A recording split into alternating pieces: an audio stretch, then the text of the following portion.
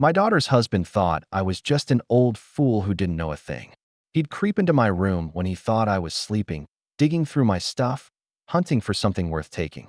But that night, when he slid open my drawer to snatch the safe's keys, his face went pale as snow, then yellow like a rotten egg. What he found there flipped his world upside down. And me? I just grinned in the shadows. Before we continue, please subscribe to the channel and let us know where you are listening in the comments. My fork stopped dead halfway to my mouth when Charlie's voice sliced through our quiet dinner talk. So, David, that safe upstairs, what kind of locks on it? Lauren nearly spit out her water. Charlie, what kind of question is that?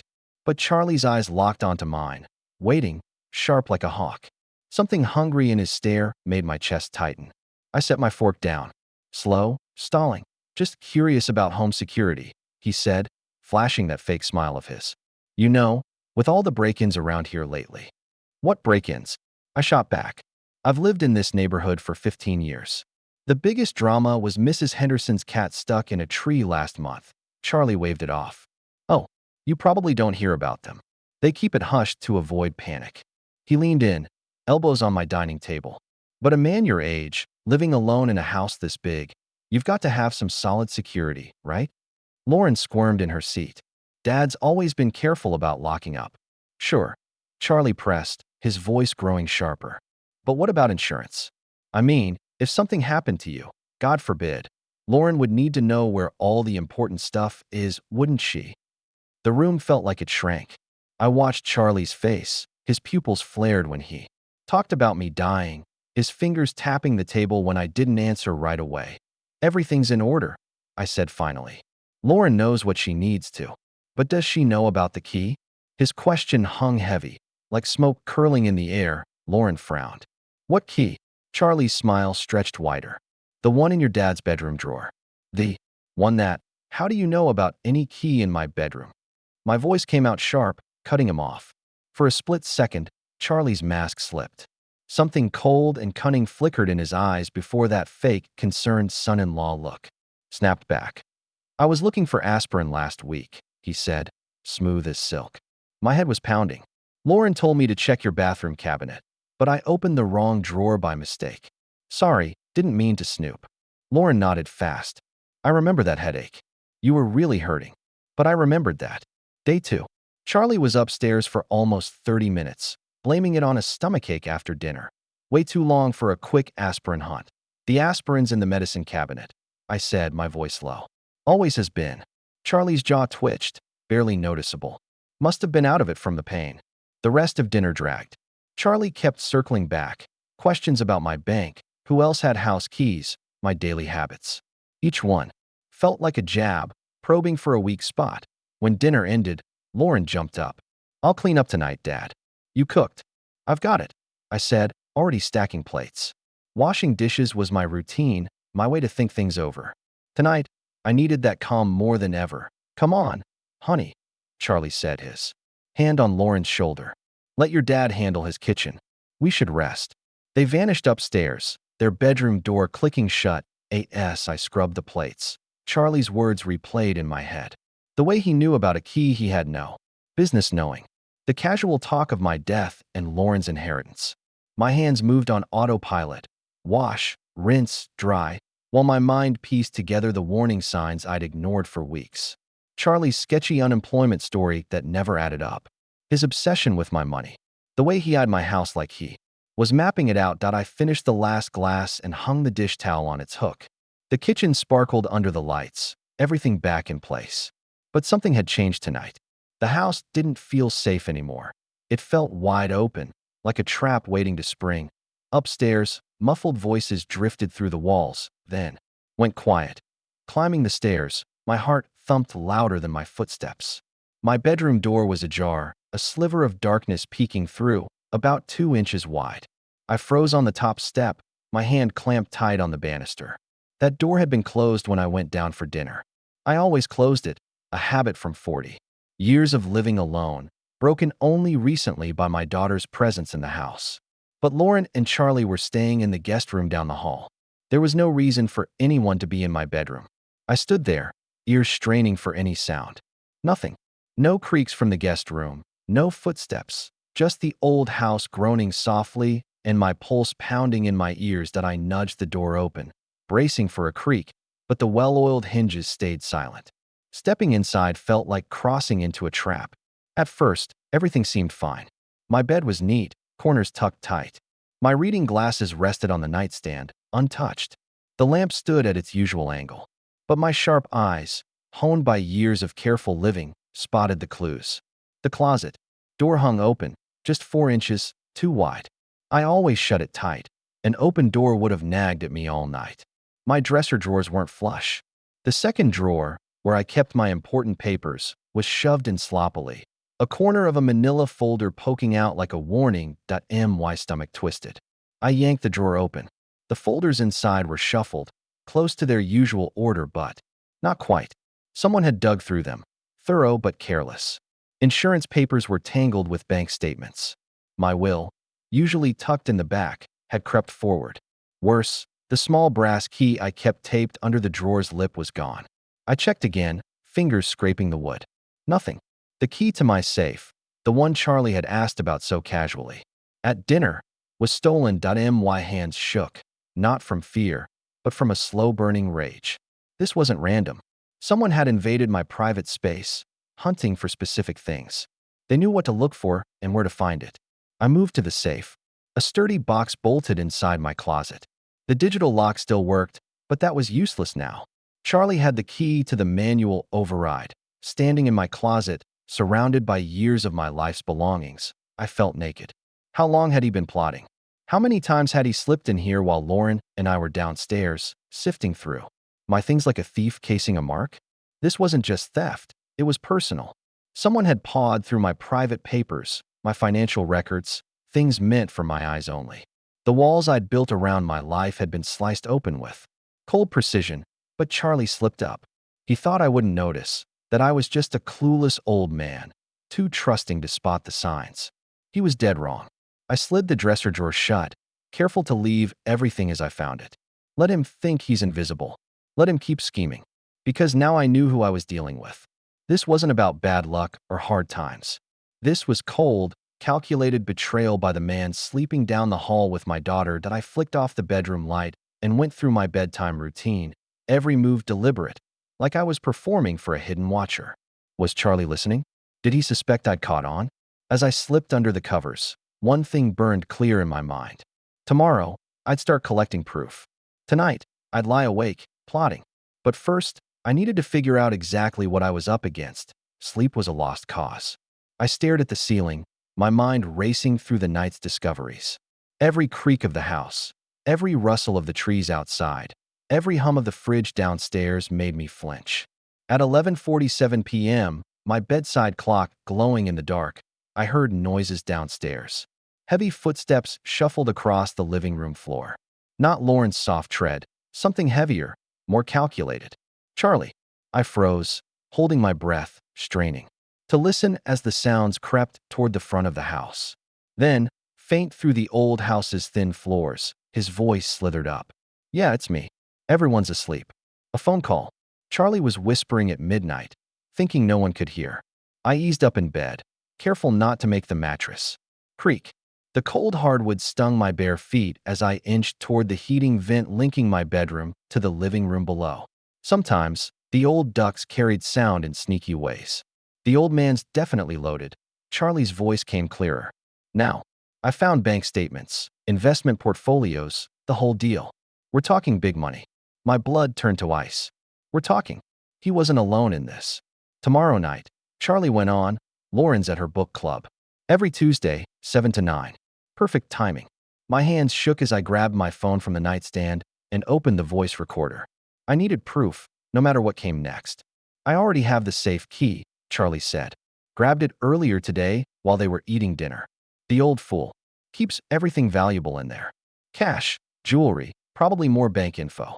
The traitor. I hit record just as his voice grew bolder, cockier. "Look, I know you're worried about the timeline, but my gambling debts aren't going away. Those guys aren't exactly patient, if you know what I mean. This has to happen now. Gambling debts." That explained it all. The desperation, the scheming, the betrayal of my daughter's trust. Charlie wasn't just a greedy thief. He was a fool cornered by his own bad choices. David's just some lonely old widower, Charlie sneered. Probably grateful for the company. He has no idea what's coming. Hell, he was asking me about home security at dinner tonight. Practically handed me the information I needed. Rage burned in my chest, fierce and overwhelming. His smug tone, reducing me to an easy target, a clueless old man. But I stayed silent, recording every word. The beauty is he'll never suspect family. Even if he notices something's missing, Lauren will. Convince him he just misplaced it. You know how old people get about their memory? Old people. I was 66, not some doddering fool. My memory was sharp enough to catch every syllable of his vile plan. Trust me, by Thursday, we'll be gone. I'll tell Lauren we got a job offer in another state. Something urgent. We'll be out before the old man knows what hit him. Charlie paused, listening to the voice on the other end. Then he laughed, a chilling sound that made my skin crawl. Yeah, well, maybe he should have been more careful about who he let into his house. Life lesson, right? The call ended. Charlie moved around downstairs for another minute, probably checking locks or windows. Then his footsteps climbed the stairs. Slow and cautious. I stopped the recording and slid my phone under my pillow. The bedroom door, still slightly ajar from his earlier snooping, stayed untouched. I couldn't risk him knowing I'd noticed. Through the gap, I saw his shadow slip past in the hallway. The guest room door opened and shut with a soft click. For hours after, I lay in the dark, piecing together the betrayal. Charlie's gambling debts were bad enough to involve dangerous people. He had a partner in crime. He planned to rob me tomorrow night during Lauren's book club, then vanish with my daughter, dragging her into his mess. The violation of my bedroom felt like nothing compared to this gut punch of a betrayal. Charlie wasn't just stealing from me. He was playing a cruel game, using Lauren's love and trust as a shield for his crime. But he'd made a fatal mistake. He thought I was just a frail old man, an easy mark, blind to his schemes. He had no idea I'd spent 30 years as an insurance investigator, sniffing out liars and cheats who thought they could outsmart the system. Charlie wanted to toy with me? Fine. Let's see how clever he really was. Lying in my dark bedroom, gripping my phone with his recorded confession, my mind drifted back to how this all began 3 weeks ago. My quiet Tuesday morning was shattered by Lauren's desperate call. I was sipping cold coffee, flipping through the newspaper when my phone buzzed. Seeing Lauren's name on the screen always warmed my heart. But her voice that day, it was tight, scared, trembling. "Dad, I know it's early," she said, pausing as if fighting back tears. "Charlie lost his job last month. We're struggling, way behind on the mortgage." "How far behind?" I asked, already grabbing my checkbook. 3 months. Her voice broke. "Dad, I hate asking, but can we stay with you? Just until Charlie finds work." The relief in her voice when I said yes broke my heart. My little girl, 32 years old, too proud to beg until she had no choice. Of course, she could come home. Of course, I'd help. But even then, something about Charlie's story didn't sit right. Lauren said he'd worked at the same company for 8 years, always got good reviews. The layoffs came out of nowhere, she said. Yet when I pressed for details, her answers were fuzzy. Charlie handled the money, she told me. He was job hunting. She trusted him to fix it. I should have pushed harder, asked tougher questions. 3 days later, they rolled up with a U-Haul stuffed with boxes. Way too many for a short stay. Lauren hugged me tight on the doorstep, tears in her eyes, whispering, "Thank you, Dad," over and over. But Charlie? He was different. His handshake was quick, cold, and his eyes darted around my house like he was sizing it up. "Nice place, David," he said, strolling through my living room. "But it's worth a fortune these days." I brushed it off as curiosity. Now I know he was plotting, calculating, scheming. That first week, I bent over backward to make them comfortable, cleared out the guest closet, tweaked my routine for 3 people instead of 1. Lauren settled in like she'd never left, but Charlie? He was always asking questions. About the neighborhood watch, which neighbors were home during the day, my banking habits, if I kept cash in the house. Innocent enough, I thought, for someone adjusting to a new place. Except it wasn't innocent at all that I should have caught. It when he offered to drive me to the bank. "Save you the trip," he said with a grin. "I need to update my address for unemployment anyway." But at the bank, he hovered near the teller, watching me deposit my money. He asked slick questions. About my accounts, my safe deposit box. Warning signs I ignored because I wanted to trust him, for Lauren's sake, because she loved him and I loved her. The gambling was another clue I missed. Charlie's phone never stopped ringing. Calls he'd take outside or in another room, claiming they were job leads.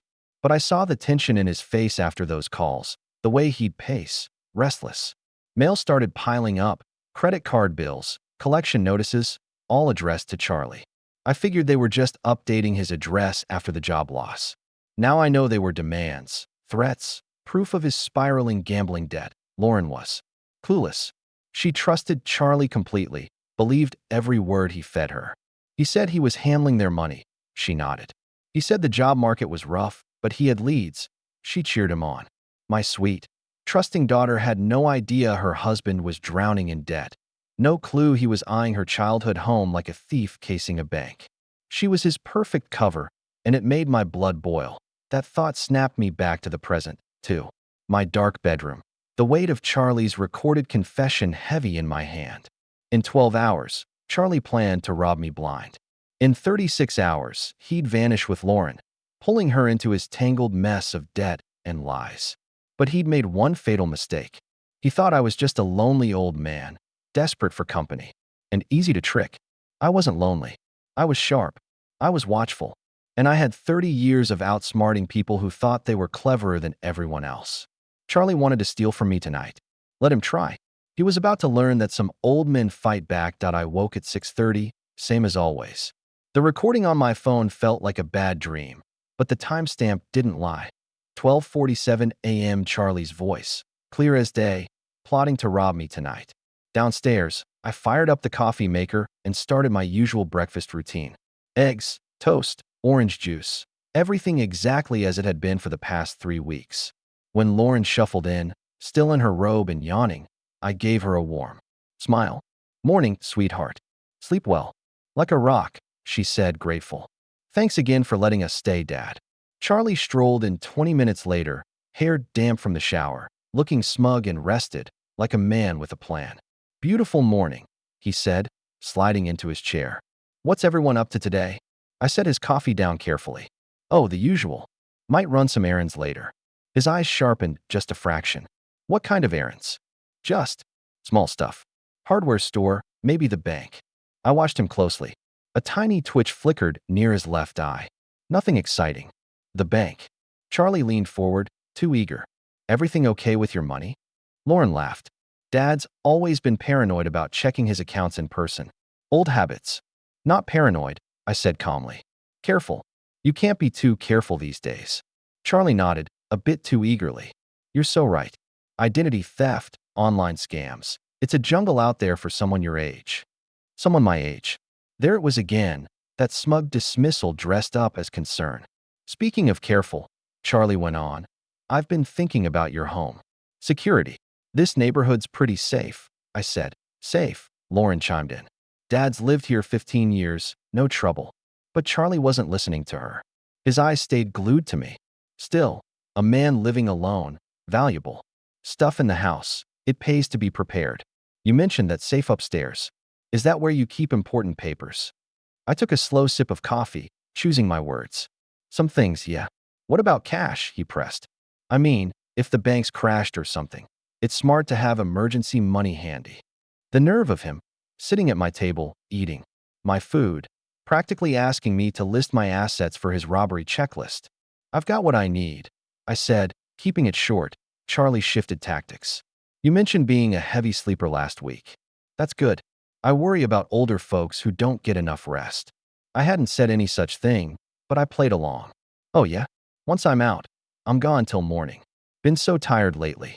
That's normal at your age, Charlie said, all fake concern. Your body needs more rest. Lauren frowned.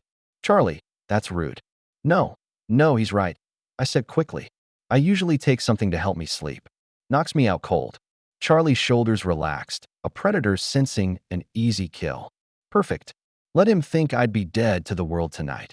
Well, I'll let you two plan your day, I said, standing to clear the dishes. I might turn in early tonight. All this family time's got me worn out. You deserve a rest, Dad, Lauren said sweetly. Charlie helped carry plates to the kitchen, and I caught him glancing at the stairs, toward my bedroom, already. Scheming. You know, he said, oh so casual. I might stay up late tonight. Watch some TV in the living room. I'm a bit of a night owl. Of course he was. I smiled. Make yourself at home. Remote's on the coffee table. After breakfast, Charlie said he had to make calls about job prospects. Lauren decided to tidy up their stuff in the guest room. My window had opened. Think I'll run those errands now, I said, grabbing my keys. I leaned close to Lauren and Charlie at breakfast, my voice warm but firm. You two take some quiet time today. As I backed out of the driveway, I caught a glimpse of Charlie staring down from my bedroom window. Not the guest room, my bedroom. My grip tightened on the steering wheel, knuckles white. Tonight couldn't come fast enough. First stop, the hardware store. I needed supplies, sure, but more than that, I needed time to plan every step of what was coming. Charlie had spilled his scheme over breakfast, thinking I was too old to notice. Tonight, while I was supposedly knocked out by my meds, he'd sneak into my room, hunt for the key he'd spotted weeks ago, and crack open my safe. A quick, clean theft against a trusting old man. Too bad for him. The key wasn't there anymore. At 5 a.m., after lying awake since his late-night phone call, I'd moved that small brass key. Now it was tucked safe in the kitchen junk drawer, hidden under a mess of rubber bands and twist ties. Charlie could tear my dresser apart until his hands bled. He'd find nothing. But I wasn't stopping there. I wanted him caught, shamed, his true colors exposed so even Lauren couldn't defend him. In the hardware store's party aisle, I found my weapon, a small confetti cannon, the kind used for gender reveal parties. Spring-loaded, built to make a mess with little effort. Perfect. I also grabbed a bag of ultra-fine glitter, silver and gold, the kind that clings to everything and never lets go. If Charlie wanted to play thief, he'd shine like one. Back home, the house was empty. A note from Lauren sat on the kitchen counter. Gone grocery shopping with Charlie. Back by 2 p.m. Love you. Perfect. I had 3 hours. In my basement workshop, I got to work. I cracked open the confetti cannon. Its mechanism was simple, a spring-loaded plunger that fired with just the right pressure. I swapped the paper confetti for my glitter mix, packing it tight enough to coat someone head to toe without causing harm. The tricky part was getting the trigger just right. It had to go off when Charlie reached deep into my dresser drawer, but not from a casual bump. After a few tests with a wooden spoon, I nailed the sensitivity. Installing it was all about precision. I tucked the cannon inside my dresser drawer, hidden among old photos, buttons, and random junk. To anyone peeking, it looked normal. But reach in with purpose, and boom, Glitter City. I tested it 3 times with a ruler, mimicking Charlie's greedy grab. Each time, a shimmering cloud exploded right where his face and hands would be. The device reset easily, ready for showtime. Next, I set the bait. I placed a fake key, a rusty old luggage key that looked close enough to fool him, right near the front of the drawer. Charlie would spot it, lunge for it, and trigger my trap. The genius was in the psychology. He'd expect a quiet, sneaky win. He hadn't planned for a glitter bomb that'd mark him like a bank robber caught with a die pack. It'd be why 1:45 p.m., everything was ready. The drawer looked innocent, but my trap was armed. Charlie would stroll into my bedroom tonight, thinking he'd outsmarted a helpless old man. Instead, he'd get a face full of 24-karat justice. Car door slammed in the driveway. Lauren and Charlie, back from their shopping trip, probably feeling all cozy and normal. Charlie had no clue his crime scene was now a stage. I closed the dresser drawer softly and headed downstairs, flashing my warmest grandfatherly smile. Tonight was going to be one hell of a show. I'm running a quick errand, I called out after lunch. Won't be long. Lauren glanced up from unpacking groceries. Need help, Dad? Nah, just grabbing something at the electronics store. You two relax. You've shopped enough for one day. Charlie barely looked up from his phone, but I caught a flicker in his eyes. The old man leaving the house alone? Perfect for his plan, or so he thought. At Best Buy, a clerk named Marcus didn't bat an eye when I said I needed a security camera for my bedroom. Lots of break-ins around here, he asked. Something like that, I said. I need something small, with good night vision and wireless. He showed me a few options. I picked a compact model that linked to my phone, with motion detection and 8 hours of battery life. Tonight, Charlie would learn what happens when you underestimate an old man with a plan. The camera was tiny, smaller than a deck of cards, and came with slick magnetic mounts. Test the placement. Marcus had warned me. The app showed me exactly what the camera saw, live and crystal clear. Perfect. I paid cash, drove home the little box riding shotgun like a secret weapon. At home, Charlie and Lauren were sprawled in the living room, glued to the TV. They looked cozy, like any couple crashing at Lauren's dad's place. Not like thieves plotting a heist. Gonna rest for a bit, I called, heading upstairs. All this running around's got me wiped. In my bedroom, I locked the door and got to work. The camera had to catch Charlie sneaking to the dresser, his face when he opened the drawer, and the glitter bomb that'd explode in his hands. But it had to stay hidden. I tested spots using the app. Bookshelf? Wrong angle. Behind the lamp? Too obvious. Then I found it, tucked between books on my nightstand, angled to capture the dresser and the room's heart. The magnetic mount locked it in, the black casing melting into the book spines. Unless you were hunting for a camera, it was invisible. I spent 20 minutes tweaking the angle on my phone, nailing the perfect shot. The motion sensor was sharp, sensitive enough to catch someone stepping into the room, but not so jumpy it'd record every creak or passing car. Battery life was key. It had to last 8, maybe 10 hours until Charlie made his move. I flipped it to motion-activated mode to save power, then tested the night vision. Lights off. The infrared feed was razor-sharp. Charlie's face would glow when he sprung my trap. I checked the audio too, making sure it'd pick up any mumbles. Thieves like him often talk to themselves, spilling secrets in the dark. If he said anything damning, I'd have it. The setup was clean, simple, brilliant. Charlie would creep in, expecting a quiet, dark room. Instead, the camera would clock him the second he crossed the threshold. It'd record his search, his grab for the fake key, the drawer opening, and, boom, the glitter explosion. Video proof, audio proof, glitter proof, all wrapped up in one perfect package. I nudged a few books to hide the camera better, then stepped back.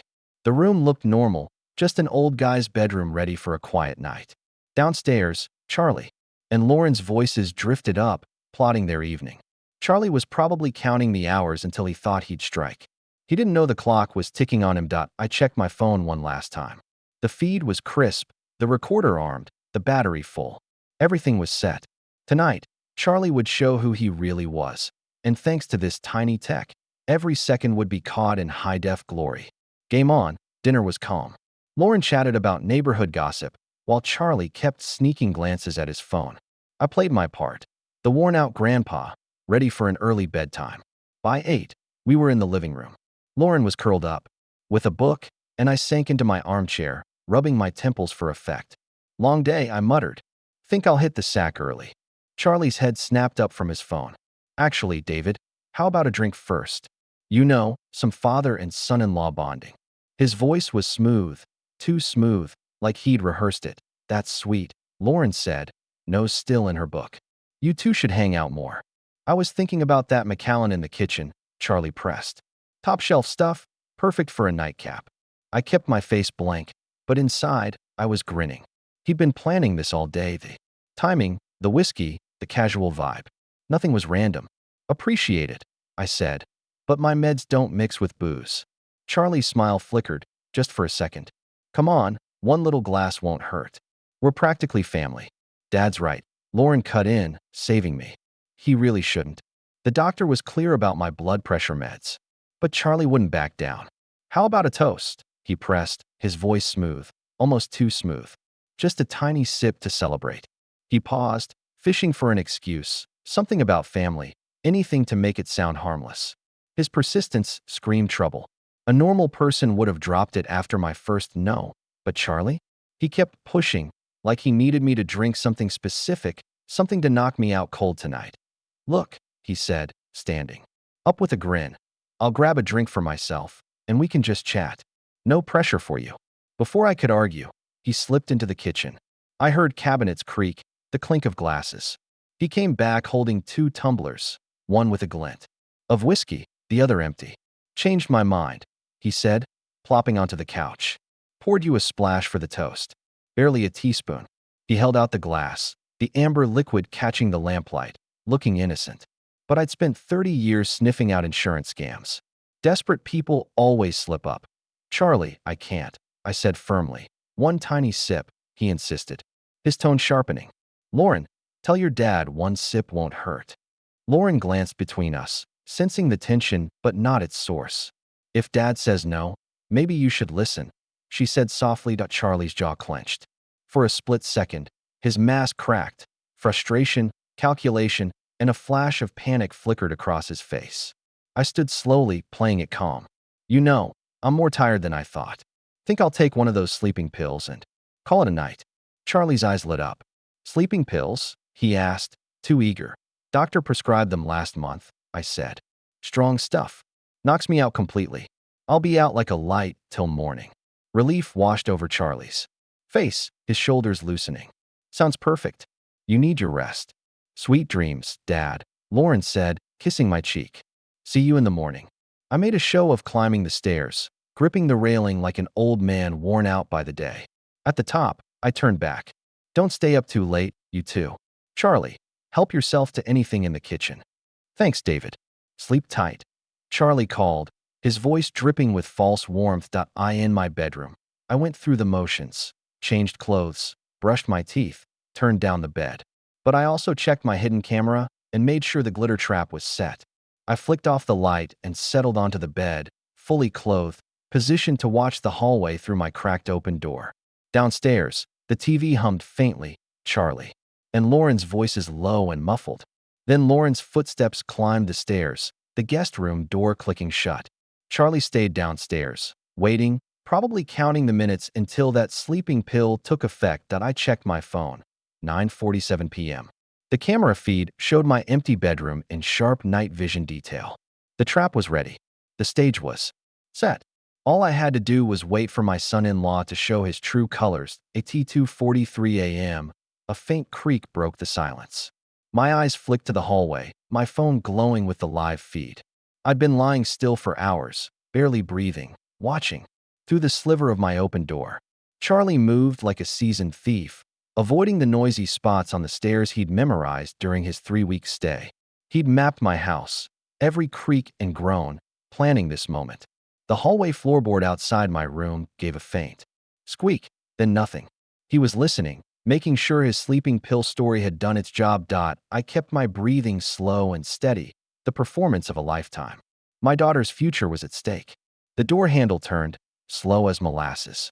Charlie's silhouette filled the doorway, framed by the dim hallway nightlight. He stood there for 30 long seconds, staring at my sleeping form. Convinced I was out cold, he stepped inside. Charlie moved with a predator's confidence, certain he was untouchable. His dark clothes blended into the shadows, but I tracked him by the faint rustle of his steps. He glided toward my dresser, every move precise, like he'd rehearsed it 100 times. 3 weeks of snooping had taught him exactly where to find what he wanted. The key to my safe, my security, my life savings. He stopped at the dresser, his back to me. His hands reached for the second drawer, the one hiding my key, and his big surprise. The drawer slid open, smooth and silent. For a heartbeat, Charlie stood taller, triumphant. He'd found it. His fingers dove in, sure and steady, reaching for the brass key that would solve all his problems. The confetti bomb went off with a thunderous boom. It was a glorious sound, like a party popper mixed with a tiny cannon. A dazzling cloud of silver and gold glitter exploded, showering Charlie from head to toe. The blast echoed through the house, loud as a celebratory gunshot. Charlie stumbled back, swearing loudly as the sparkling confetti clung to his hair, his clothes, his stunned face. He looked like a human disco ball, caught in a craft store catastrophe. What the hell? He gasped, frantically brushing at the glitter that stuck to every inch of him. I snapped awake with Oscar-worthy flair, sitting up in bed with a look of pure confusion. What was that noise? I called out, fumbling for my bedside lamp. Light flooded the room, and there stood Charlie, frozen beside my dresser, sparkling like a Christmas ornament. He was coated in glitter, clutching the fake key I'd left as bait. Charlie, I blinked, my voice dripping with fake bewilderment. What are you doing in my bedroom? He opened his mouth, then closed it, then opened it again. Glitter fell from his hair like festive snow. I heard a noise, he stammered. Thought someone was breaking in. Breaking in. I glanced around, playing puzzled. And you ended up covered in glitter? Charlie looked down at himself, finally realizing he was a walking holiday decoration. There was some kind of trap, he mumbled weakly. Trap. I tilted my head, all innocence.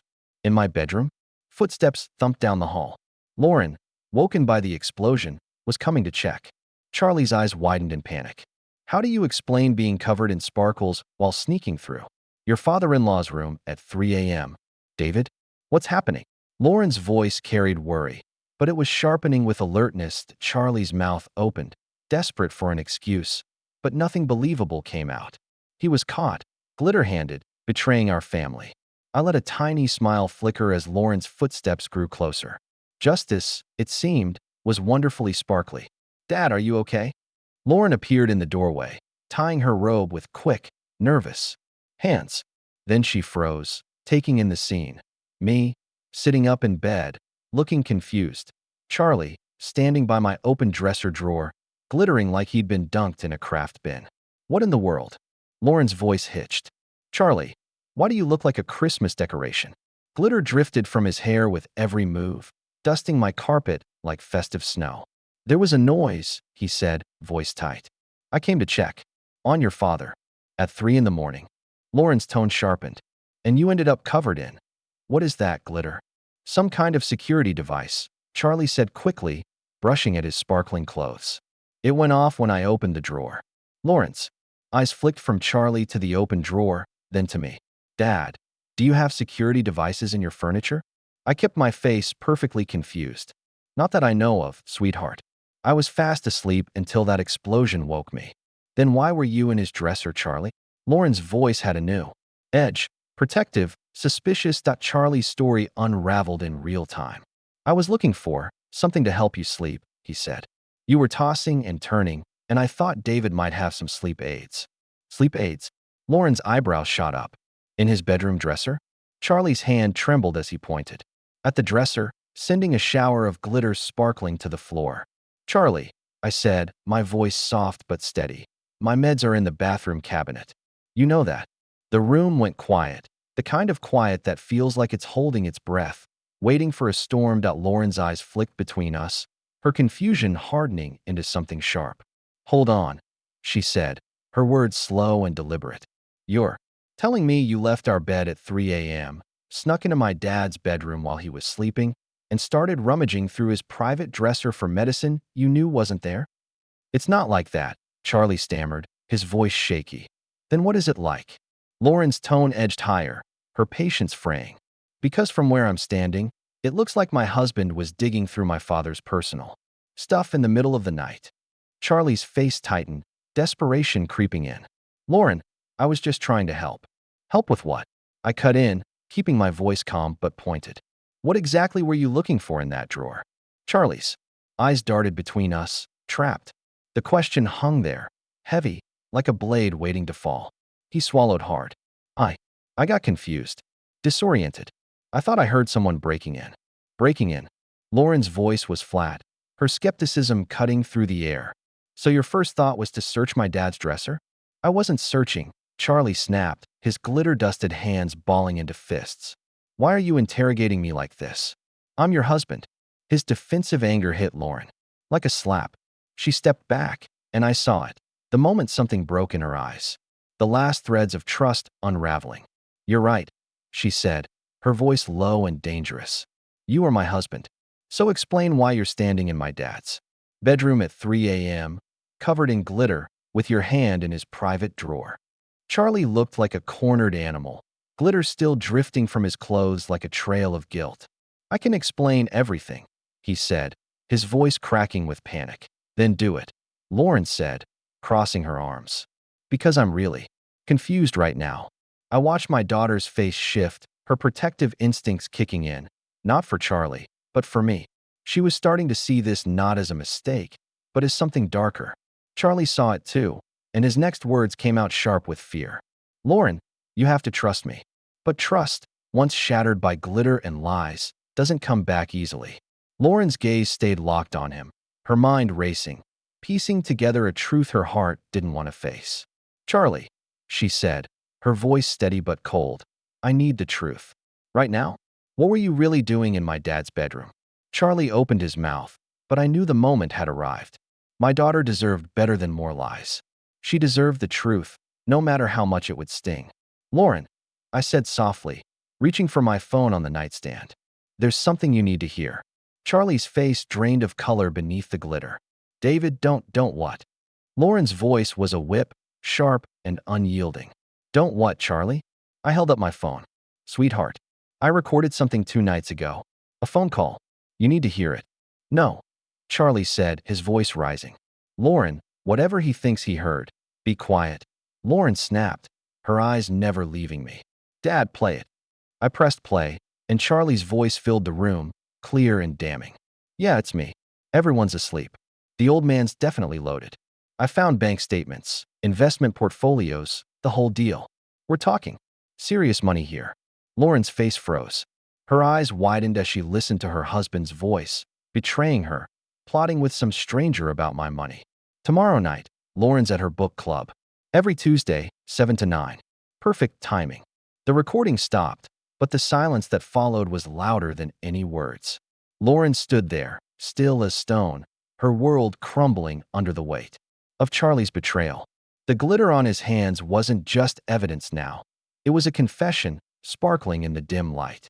Stop it, Charlie pleaded, his voice shaking. Lauren, I can explain. Be quiet. Lauren snapped, her tone low and sharp. Just shut up and let me hear this. The phone crackled with Charlie's voice, cold and scheming. I've got the safe key already. Snagged it earlier while they were eating dinner. The old man keeps everything valuable in there. Cash, jewelry, probably bank details too. Lauren's hand shot to her mouth. Her eyes locked on Charlie, seeing a stranger. Gambling debts? She whispered, stunned. What gambling debts? The recording went on, ruthless. I know you're stressing about the timeline, but my debts aren't going anywhere. Those guys don't wait, you know what I mean. I watched my daughter's face collapse as she heard her husband's voice. Calm, cruel, dismissing. Me. David's just some lonely old widower, probably happy for any company. He won't see it coming. The best part? He'll never suspect family. Even if he notices something's gone, Lauren will convince him he's just forgetting things. You know how old folks get about their memory. Lauren gasped, like the words had punched her. Her husband, plotting to use her trust to hide his theft from her own father. Trust me. The recording continued. By Thursday, we're gone. I'll tell Lauren we got a job offer out of state, something urgent. We'll be out before the old man knows what hit him. I stopped the recording. Silence crashed over us, heavy and suffocating.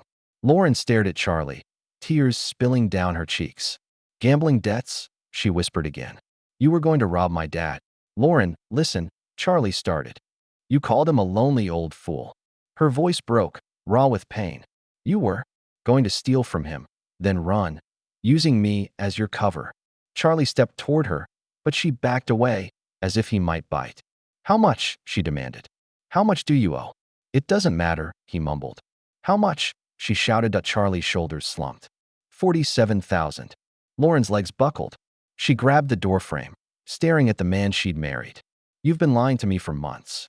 About losing your job, our money, why we needed to stay here. I was protecting you, Charlie insisted. Protecting me. Lauren's voice rose, sharp as a blade. By using me to trick my dad? By stealing from the man who raised me? Lauren, we can fix this. Charlie tried, desperate. No. Lauren stood tall, her spine like iron. We can't. You planned to hurt my dad. You insulted him. You were going to let me think he was losing his mind while you robbed him. Her eyes burned with disgust. Get out. Get out of my dad's house. Now. Charlie froze, glitter still falling from his hair like dirty snow. For 10 long seconds, he stood there, but Lauren's fierce glare, pure, protective fury, finally broke him. His marriage was done. This isn't over, he snarled, his voice turning nasty. Half of everything we own is mine. I'll get what's mine. Half of our debt, you mean? Lauren shot back, ice cold. Because that's all we have, Charlie. Gambling debt I didn't even know about.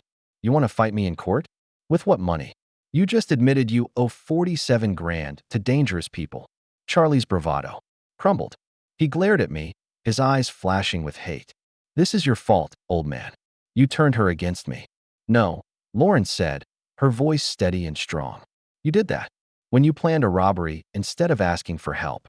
When you insulted my dad. When you lied to me for months. Charlie tried one last plea. Lauren, we're married. We made vows. You broke those vows when you planned to rob my family, she said, pointing to the door. Pack your things and go. Now. I watched as Charlie realized his game was over. No more lies, no more manipulation, no more playing the victim. Lauren had heard his own words destroy him. He stormed out of the room, silent, leaving a trail of glitter behind him like a path of broken promises that we could hear him in the guest room, tossing clothes into bags with angry force. Lauren slumped into my bedside chair, looking worn out. Dad, I'm so sorry, she whispered. I brought him into your home. I put you in danger. Sweetheart, you couldn't have known, I said softly. I should have noticed the red flags, those shady phone calls, the way he kept asking about your money. She looked up, her eyes brimming with tears. How long did you know? Since the night before last, I admitted. I overheard one of those calls and knew I had to protect us both. Lauren gave a faint smile. The glitter bomb was brilliant, Dad. I wanted him caught sparkling like a fool. That got a Rayal laugh from her, even through the tears. Just then, Charlie appeared in the doorway, his 2 bags sloppily packed, his clothes still shimmering like a busted piñata. Len, leave your key on the kitchen counter, Lauren said, not even glancing his way. Don't call me. My lawyer will deal with yours. Charlie opened his mouth, ready to argue, but the fight drained out of him. He turned and left. A minute later, the front door slammed, and we heard his car roar to life, peeling out into the night. Lauren and I sat quietly for a moment, the silence heavy but comforting. Can I stay here, Dad? She asked softly. Just until I sort things out. Sweetheart, this is your home for as long as you need it. I told her. 3 months later, I was brewing coffee when Lauren came downstairs, dressed sharply for her new job at the local library. She'd settled into her morning routine with that same steady focus I'd always loved. Morning, Dad, she said cheerfully. Morning, sweetheart. Sleep well. Like a rock, she grinned, pouring herself a cup of coffee and sitting at the kitchen table. Any regrets about the great glitter trap of March? I chuckled. Only that I didn't record his face when that glitter bomb went off. Lauren's divorce had been finalized 2 weeks earlier. Charlie didn't fight it. Hard to argue when you're staring down $47,000 in gambling debts and possible criminal charges. Busy day at the library? I asked. Story time at 10, then helping Mrs. Patterson dig into her family tree. Lauren said, her smile bright. I love it there. It's calm, quiet, and full of people who actually care about books. She paused at the door. Thank you, Dad, for protecting me, for handling it all so cleverly, for trusting me when it mattered most. After she left, I sat in the kitchen, sipping coffee and flipping through the newspaper. The house felt calm again, free of tension, lies, or someone scheming to take advantage of us. My phone buzzed with a text from Lauren. Forgot to mention, Mrs. Henderson asked if you'd help her set up a security system. Words spreading about your epic home protection skills. I laughed out loud. Maybe I should patent the glitter bomb method for home security. Outside, spring was blooming across Coeur d'Alene. My neighborhood was quiet and safe again, just like before Charlie's brief chaos. Sometimes justice comes from courtrooms or cops. Sometimes it comes from trusting your gut, setting clever traps, and letting people show their true colors. And sometimes, just sometimes, justice sparkles. If you love this story, please like this video, subscribe to the channel, and share your thoughts in the comments. To hear the next tale, click the box on the left. Thanks for listening.